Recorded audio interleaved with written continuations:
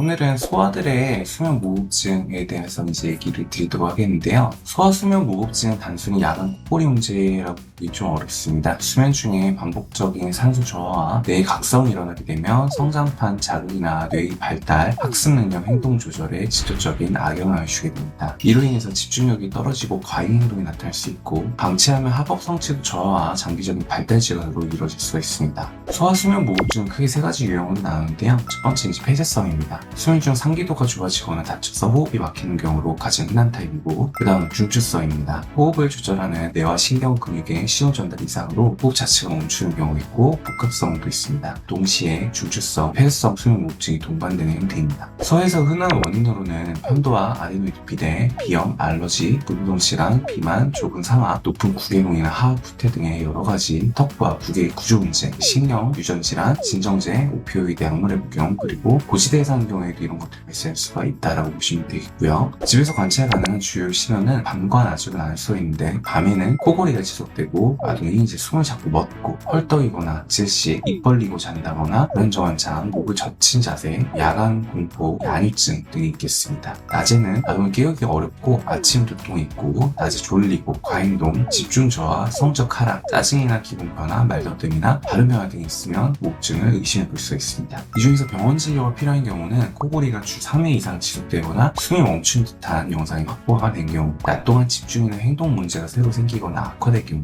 야뇨, 성장 부진, 체중 변화가 동반될 때입니다. 또한 다운증후군, 신경관 질환과 같은 고위험군은 증상 유무에 관계없이 선제평가가 필요하다고 보시면 되겠습니다. 자, 그리고 진단 과정은 기본적으로 문진과 수면다운 검사를 통한 비디오 리뷰로 시작하게 됩니다. 이비인후과 진찰을 통해서 비관과 편도, 아데노이드, 구개, 혀를 평가하고 비관 내시경을 시행하고요. 표준 진단은 야간 수면다운 검사를 통해서 하게 되는데, 소아는 성인보다 기준이 엄격하기 때문에 수면 무호흡 지수인 AHI가 1 이상 시간당 1회 이상 나타나게 되면 비정상이라고 보시면 되고, 1에서 5 정도면 경도, 5에서 10이면 중등도, 10 이상을 중증으로 평가를 하게 됩니다. 필요에 따라서 알러지 검사나 교정, 악영향 평가, 체중이나 생활습관 분석, 기저질환 스크리닝 등을 병행하게 됩니다. 치료 알고리즘은 원인 중심의 단계적 접근하게 되는데, 먼저 이제 기도 공간을 확보하는 겁니다. 편도나 아데노이드 절제소를 통해서 막혀있는 부분 등 제거가 필요하고, 비염, 물동 치료, 기관 스테로이드, 세척, 알러지 관리 등을 할 수가 있겠고요. 교정을 통해서 상악 협착이나 높은 구기공이 있을 때는 치과나 교정과를 진하게 됩니다. 기능 개선을 위해 구강과 근기능 훈련을 하게 되는데, 입 벌림 호흡이나 혀 위치 개선 등을 하게 되고, 체중 관리가 필요할 수 있습니다. 수술이 불가능할 경우에 양압기를 통해서 포전을 시키게 되고, 필요하다면 이제 구강장치를 사용할 수 있겠죠. 중추성 무호흡증이 있다면 원인 치료를 위해서 머리 쪽 MRI 등을 찍어볼 수 있겠고, 필요시에는 이제 양압기의 특수한 기물들을 통해서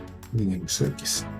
약물의 경우에 이제 경증 아데노이드 비대나 염증의 비염 동반돼 있을 때는 비강 스테로이드나 류코티네스 조절제를 단기 사용한 뒤에 반응 평가해서 좋아진지를 확인할 수 있겠습니다. 이런 약이나 다른 치료를 하고 나서 추적 관찰을 통해서 재평가를 시행해서 다시 수면 검사를 시행할 수 있겠고요. 성장이나 체중 변화, 치열 턱 성장에 따라서 계획을 조정하고, 코골이 재발이나 성적 행동 악화, 진두통 등의 재발 신호를 주기적으로 확인하는 것을 원칙으로 하고 있습니다.